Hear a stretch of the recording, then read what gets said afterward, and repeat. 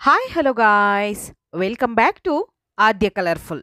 ನಾನು ಸುಮಾ. ಫ್ರೆಂಡ್ಸ್, ಇವತ್ತಿನ ವಿಡಿಯೋದಲ್ಲಿ ಒಂದು ಸ್ವೀಟ್ ರೆಸಿಪಿಯನ್ನು ನಿಮ್ಮ ಜೊತೆ ಶೇರ್ ಮಾಡ್ಕೊಳ್ತಿದ್ದೀನಿ. ಇದನ್ನು ನೀವು 2 ತಿಂಗಳವರೆಗೂ ಕೂಡ ಸ್ಟೋರ್ ಮಾಡಿ ಇಡ್ಬೋದು. ಈ ಒಂದು ಹೊಸ ವಿಧಾನದಲ್ಲಿ ನೀವು ಕೇವಲ 5 ನಿಮಿಷದಲ್ಲಿ ಗರಿಗರಿಯಾದ ಶಂಕರಪಾಳಿನ ಮಾಡಿ ಕೊಟ್ಟರೆ ಒಂದು ಬಿಡದೆ ತಿಂದು ಮುಗಿಸ್ತಾರೆ ಅಂತ ಹೇಳ್ಬೋದು. ಮತ್ತು ಚಿಕ್ಕವರಿಂದ ದೊಡ್ಡೋರ್ವರೆಗೂ ಇಷ್ಟಪಡುವಂತಹ ರುಚಿಯಾಗಿರುವಂತಹ ಒಂದು ಶಂಕರಪಾಳಿ ರೆಸಿಪಿಯನ್ನು ಇವತ್ತಿನ ವಿಡಿಯೋದಲ್ಲಿ ತಿಳಿಸ್ಕೊಡ್ತಾ ಇದ್ದೀನಿ. ಖಂಡಿತ ದೀಪಾವಳಿ ಬರ್ತಾ ಇದೆ, ನೆಕ್ಸ್ಟು ಕ್ರಿಸ್ಮಸ್ಸಿಗೆ, ನ್ಯೂ ಇಯರ್ಗೆ ಎಲ್ಲ ಬೇಕು ಅಂದಾಗ ನಿಮಗೆ ದಿಢೀರಾಗಿ ಮಾಡ್ಕೊಳ್ಳುವಂತಹ ಒಂದು ರೆಸಿಪಿ. ಖಂಡಿತವಾಗ್ಲೂ ಒಂದ್ಸಲ ತಯಾರಿಸಿ ಹೇಗೆ ಬಂತು ಅಂತ ತಪ್ಪದೆ ಕಾಮೆಂಟ್ ಸೆಕ್ಷನಲ್ಲಿ ತಿಳಿಸಿ. ಈಗ ಇಲ್ಲಿ ನಾನು ಒಂದು ಮಿಕ್ಸಿಂಗ್ ಬೌಲ್ ತೊಗೊಂಡಿದ್ದೀನಿ. ಇದಕ್ಕೆ 1 ಕಪ್ ಆಗೋಷ್ಟು ಹಾಲನ್ನು ಹಾಕ್ಕೊಳ್ತಾ ಇದ್ದೀನಿ. ಕಾಯಿಸಿ ತಣ್ಣಗಾಗಿರುವಂಥ ಹಾಲು, ಸ್ವಲ್ಪನೂ ಕೂಡ ಬೆಚ್ಚಗಿಲ್ಲ ಅಂತಹ ಹಾಲನ್ನು ನಾನು ತೊಗೊಳ್ತಾ ಇದ್ದೀನಿ. ಸೊ ಬೇಕು ಅಂದರೆ ಸ್ವಲ್ಪ ಬಿಸಿ ಇದ್ದರೆ ನೀವು ಬಿಸಿ ಹಾಲನ್ನೇ ತೊಗೊಳ್ಬೋದು. ನಂತರ ಈಗ ನಾನಿಲ್ಲಿ ಒಂದು 3 ಟೇಬಲ್ ಸ್ಪೂನ್ ಆಗುವಷ್ಟು ತುಪ್ಪವನ್ನು ಹಾಕ್ಕೊಳ್ತಾ ಇದ್ದೀನಿ. ಈಗ ನಾವು ಇಲ್ಲಿ ಹಾಲಿಗೆ ತುಪ್ಪವನ್ನು ಹಾಕ್ಕೊಂಡು ಮಿಕ್ಸ್ ಮಾಡ್ಕೊಳ್ಳೋಣ. ನೋಡಿ, 3 ಟೇಬಲ್ ಸ್ಪೂನ್ ಆಗುವಷ್ಟು ತುಪ್ಪ ತೊಗೊಂಡಿದ್ದೀನಿ. 1 ಕಪ್ಪು ಹಾಲು ಕಾಯಿಸಿರೋಂಥ ಹಾಲನ್ನು ಹಾಕ್ಕೊಂಡಿದ್ದೀನಿ. ನಂತರ ಇದಕ್ಕೆ 1 ಕಪ್ ಆಗುವಷ್ಟು ಸಕ್ಕರೆ ಪೌಡರ್ನ ಹಾಕ್ಕೊಳ್ತಾ ಇದ್ದೀನಿ. ಸಕ್ಕರೆಯನ್ನು ನಾವು ಮಿಕ್ಸಿಯಲ್ಲಿ ಗ್ರೈಂಡ್ ಮಾಡಿದರೆ ಸಕ್ಕರೆ ಪುಡಿ ರೆಡಿ ಆಗುತ್ತೆ. ಆ ಪೌಡರ್ 1 ಕಪ್ಪು, ನಂತರ ಮತ್ತೆ ಅರ್ಧ ಕಪ್ಪು, ಟೋಟಲ್ ಆಗಿ 1.5 ಕಪ್ಪು ಸಕ್ಕರೆ ಪುಡಿಯನ್ನು ಹಾಕ್ಕೊಳ್ತಾ ಇದ್ದೀನಿ. ನಿಮಗೆ ಎಷ್ಟು ಸ್ವೀಟ್ ಬೇಕೋ ನೋಡಿಕೊಂಡು ನೀವು ಹಾಕ್ಕೊಳ್ಬೋದು. ಹಾಗೆ ನೀವು ಬಿಸಿ ಹಾಲು ಇಲ್ಲ ಅನ್ನೋದಾದರೆ ಹಾಲನ್ನು ಕಾಯಿಸ್ಕೊಳ್ಳೋದಕ್ಕೆ ಒಂದು ಪಾತ್ರೆಯನ್ನು ಇಡ್ತೀರಲ್ವ, ಆ ಪಾತ್ರೆಯಲ್ಲೇ ಇವೆಲ್ಲದನ್ನು ಕೂಡ ನೀವು ಒಂದ್ಸಲ ಹಾಕ್ಕೊಳ್ಬೋದು. ಹಾಕಿದ ನಂತರ ಈಗ ಅದನ್ನು ಸ್ಟವ್ ಮೇಲಿಂದ ಕೆಳಗೆ ಇಳಿಸ್ಬೇಕಾಗುತ್ತೆ. ಪೂರ್ತಿ ಸ್ವಲ್ಪ ತಣ್ಣಗಾಗಬೇಕು, ಪೂರ್ತಿ ಕೂಡ ತಣ್ಣಗಾಗಿರಬೇಕು, ಸ್ವಲ್ಪನೂ ಕೂಡ ಬೆಚ್ಚಗಿರಬಾರ್ದು. ನಂತರ ಏಲಕ್ಕಿ ಪುಡಿಯನ್ನು ನಾನು ಹಾಕ್ಕೊಳ್ತಾ ಇದ್ದೀನಿ. ಇಲ್ಲಿ ನೋಡಿ, ಮಿಕ್ಸ್ ಮಾಡಿದ ನಂತರ ಏಲಕ್ಕಿ ಪುಡಿಯನ್ನು ಹಾಕ್ಕೊಂಡು ಸಕ್ಕರೆ ಪೌಡರು ನೀಟಾಗಿ ಕರಗಬೇಕು. ಕರಗಾದ ನಂತರ ನಾವು ಈಗ ಏಲಕ್ಕಿ ಪುಡಿ ಹಾಕ್ಕೊಂಡಿದ್ದೀವಿ. ಅದಾದ ನಂತರ ಇವಾಗ ನಾವು ಇದಕ್ಕೆ ಮೈದಾ ಹಿಟ್ಟನ್ನು ಹಾಕ್ಕೊಳ್ತಾ ಇದ್ದೀವಿ. ಮೈದಾ ಹಿಟ್ಟು ಹಾಕ್ಕೊಂಡು ನಾವು ಶಂಕರಪಾಳಿಯನ್ನು ಮಾಡಿದ್ರೆ ಖಂಡಿತವಾಗ್ಲೂ ಚೆನ್ನಾಗಿರುತ್ತೆ ಟೇಸ್ಟು. ಇಲ್ಲ ನಾವು ಗೋಧಿ ಹಿಟ್ಟಲ್ಲಿ ಮಾಡ್ಕೊಳ್ತೀವಿ ಅಂದರೆ ಖಂಡಿತವಾಗ್ಲೂ ನೀವು ಗೋಧಿ ಹಿಟ್ಟಲ್ಲೂ ಕೂಡ ಮಾಡ್ಕೊಳ್ಬೋದು. ಆದರೆ ಸ್ವಲ್ಪ ಟೇಸ್ಟು ಹೆಚ್ಚು ಕಮ್ಮಿ ಆಗುತ್ತೆ. ಆದರೆ ಆರೋಗ್ಯಕ್ಕೆ ನಿಮಗೆ ಬೇಕು ಅಂತಂದರೆ ಖಂಡಿತ ಗೋಧಿ ಹಿಟ್ಟನ್ನೇ ಉಪಯೋಗಿಸ್ಬೇಕು. ನಂತರ ಈಗ ನಾನು ಇಲ್ಲಿ ಮೈದಾ ಹಿಟ್ಟನ್ನು ಟೋಟಲಾಗಿ 3 ಕಪ್ ಆಗೋಷ್ಟು ಹಿಟ್ಟನ್ನು ತೊಗೊಂಡಿದ್ದೀನಿ. ಇಲ್ಲಿ ಹಿಟ್ಟು ಸ್ವಲ್ಪ ನಮಗೆ ಟೈಟಾಗಿ ಇರಬೇಕು. ನೋಡಿ, ನಾನು ಹಿಟ್ಟು ಹಾಕ್ಕೊಳ್ತಾ ಇದ್ದೀನಿ, ತೆಳ್ಳಗೆ ಇದೆ, ಹಾಗಾಗಿ ಇನ್ನೂ ಸ್ವಲ್ಪ ಹಿಟ್ಟನ್ನು ಸೇರಿಸ್ಕೊಳ್ಳೋಣ. ಟೋಟಲಾಗಿ ನಮಗೆ 3 ಕಪ್ಪು ನಾವು ಮೈದಾ ಹಿಟ್ಟನ್ನು ತಗೊಳ್ತಾ ಇದ್ದೀವಿ. ಇಲ್ಲಿ ನಾವು 1 ಕಪ್ಪಿನ ಅಳತೆಯಲ್ಲಿ ಎಲ್ಲ ಇಂಗ್ರೀಡಿಯೆಂಟ್ಸ್ನು ತೊಗೊಂಡಿದ್ದೀನಿ. ಹಾಗೆ ನೀವು ಕೂಡ ಮನೆಯಲ್ಲಿ ಯಾವುದಾದ್ರೂ ಒಂದು ಲೋಟ ಅಥವಾ ಒಂದು ಕಪ್ಪು, ಒಂದು ಬೌಲು ಯಾವುದನ್ನು ಬೇಕಿದ್ರೂ ನೀವು ತೊಗೊಳ್ಬೋದು.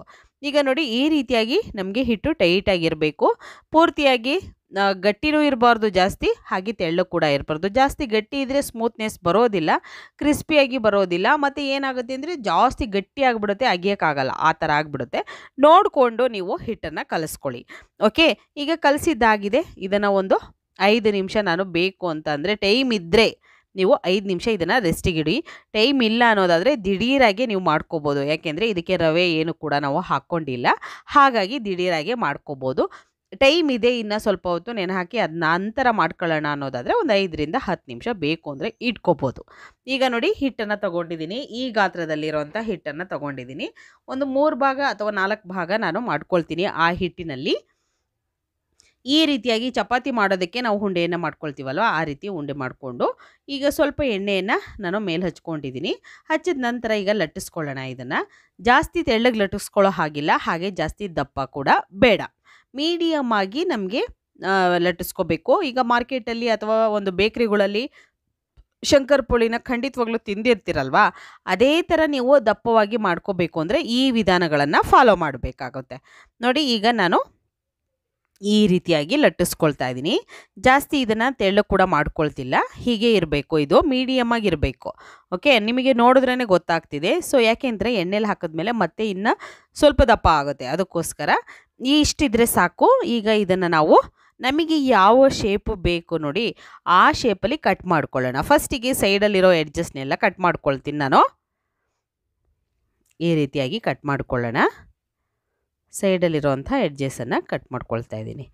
ಸೈಡಲ್ಲಿ ಈ ರೀತಿ ಮಾಡಿಕೊಂಡು ಅದಾದ ನಂತರ ನಾವು ಈಗ ಸ್ಟ್ರೈಟಾಗಿ ಕಟ್ ಮಾಡ್ಕೊಳ್ಳೋಣ. ಸ್ಕ್ವೇರ್ ಶೇಪಲ್ಲಿ ನಾನು ಕಟ್ ಮಾಡ್ಕೊಳ್ತೀನಿ.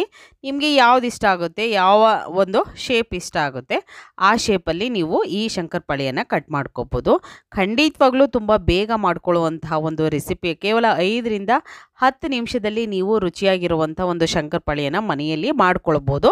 ಹಾಗೆ ಇದನ್ನು ಮಕ್ಕಳಿಗೆ ಯಾವಾಗಲೂ ಕೂಡ ಏನಾದರೂ ತಿನ್ನಬೇಕು ಅಂದಾಗಲೆಲ್ಲ ನೀವು ರೆಡಿ ಮಾಡಿ ಇಟ್ಕೊಂಡು ಸ್ಟೋರ್ ಮಾಡಿಕೊಂಡು ಖಂಡಿತವಾಗ್ಲೂ 2 4 ಕೊಡ್ಬೋದು.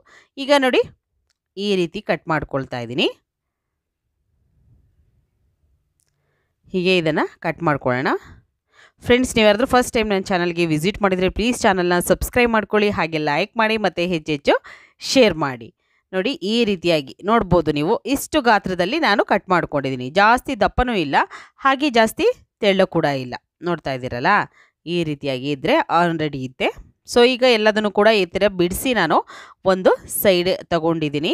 ನಂತರ ಈಗ ಕಾಯೋದಕ್ಕೆ ಎಣ್ಣೆ ಇಡಬೇಕಾಗುತ್ತೆ. ಸ್ವಲ್ಪ ಮೀಡಿಯಮಾಗಿ ಎಣ್ಣೆ ಕಾದಿರಬೇಕು. ಒಂದೇ ಒಂದು ಸ್ವಲ್ಪ ಜಾಸ್ತಿ ಬಿಸಿಯಾಗಿರಬಾರ್ದು, ಮೀಡಿಯಮಾಗಿರಬೇಕು. ನೋಡಿ ಈಗ ಹಾಕಿದ್ರೂ ಕೂಡ ಬಬಲ್ಸ್ ಬರ್ತಾ ಇರಬಾರ್ದು, ಆ ರೀತಿಯಾಗಿ ಇರಬೇಕು. ನೋಡಿ ಸ್ವಲ್ಪ ಬಿಸಿಯಾಗಿದೆ, ಪೂರ್ತಿಯಾಗಿ ಬಿಸಿಯಾಗಿಲ್ಲ. ಈ ರೀತಿ ಇದ್ದರೆ ಸಾಕು.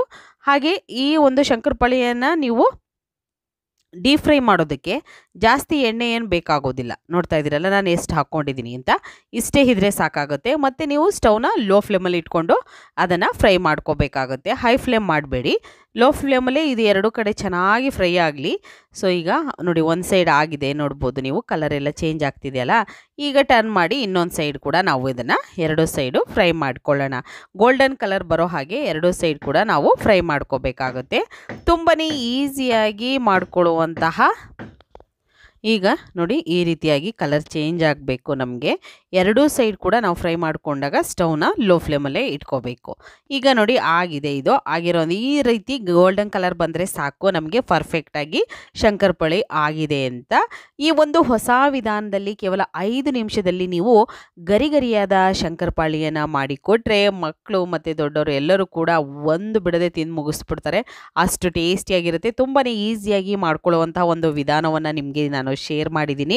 ಈ ಹಬ್ಬಕ್ಕೆ ಅಥವಾ ನಿಮಗೆ ತಿನ್ನಬೇಕು ಅಂದಾಗ ಸ್ನ್ಯಾಕ್ಸಿಗೆ ಏನಾದರೂ ಬೇಕು ಅಂದಾಗ ದಿಢೀರಾಗಿ ಮಾಡ್ಕೊಳ್ಳುವಂತಹ ಒಂದು ರೆಸಿಪಿ. ಈಗ ಆಗಿರೋವಂಥದ್ದನ್ನೆಲ್ಲ ನಾನು ಒಂದು ಟಿಶ್ಯೂ ಪೇಪರ್ಗೆ ತೆಗೆದಿಟ್ಕೊಳ್ತಿದ್ದೀನಿ. ನಂತರ ಇದನ್ನು ಸರ್ವ್ ಮಾಡ್ತೀನಿ. ನೋಡ್ಬೋದು ಈಗ ರುಚಿಯಾಗಿರುವಂತಹ ಗರಿಗರಿಯಾಗಿರುವಂಥ ಒಂದು ಶಂಕರಪಾಳಿ ರೆಡಿಯಾಗಿದೆ. ಫ್ರೆಂಡ್ಸ್, ನೀವು ಕೂಡ ಮನೆಯಲ್ಲಿ ತಯಾರಿಸಿ ಹೇಗೆ ಬಂತು ಅಂತ ತಪ್ಪದೆ ಕಾಮೆಂಟ್ ಸೆಕ್ಷನಲ್ಲಿ ತಿಳಿಸ್ತೀರಾ ಅಂತ ನಾನು ಭಾವಿಸ್ತೀನಿ. ಖಂಡಿತವಾಗ್ಲೂ ಇವತ್ತಿನ ವಿಡಿಯೋ ಸ್ವಲ್ಪನಾದರೂ ಇಷ್ಟ ಆಗಿದ್ರೆ ಚಾನಲ್ನ ಸಬ್ಸ್ಕ್ರೈಬ್ ಮಾಡ್ಕೊಳ್ಳಿ ಮತ್ತು ಲೈಕ್ ಮಾಡಿ, ಹೆಚ್ಚೆಚ್ಚು ಶೇರ್ ಮಾಡಿ. ಈ ವಿಡಿಯೋ ಬಗ್ಗೆ ಏನಾದರೂ ಅನಿಸಿಕೆ ಅಭಿಪ್ರಾಯ ಇದ್ದರೆ ತಪ್ಪದೆ ಕಾಮೆಂಟ್ ಸೆಕ್ಷನಲ್ಲಿ ತಿಳಿಸಿ. ಮತ್ತಷ್ಟು ವಿಡಿಯೋಗೋಸ್ಕರ ನನ್ನ ಚಾನಲ್ನ ಸಬ್ಸ್ಕ್ರೈಬ್ ಮಾಡ್ಕೊಳ್ಳೋದಂತೂ ಮರಿಬೇಡಿ. ಇವತ್ತಿನ ವಿಡಿಯೋನ ಇಲ್ಲಿಗೆ ಮುಗಿಸ್ತಾ ಇದ್ದೀನಿ. ಮತ್ತೆ ಇನ್ನೊಂದು ಹೊಸ ವಿಡಿಯೋ ಜೊತೆ ಬರ್ತೀನಿ ಫ್ರೆಂಡ್ಸ್. ಅಲ್ಲಿವರೆಗೂ take care, bye, see you.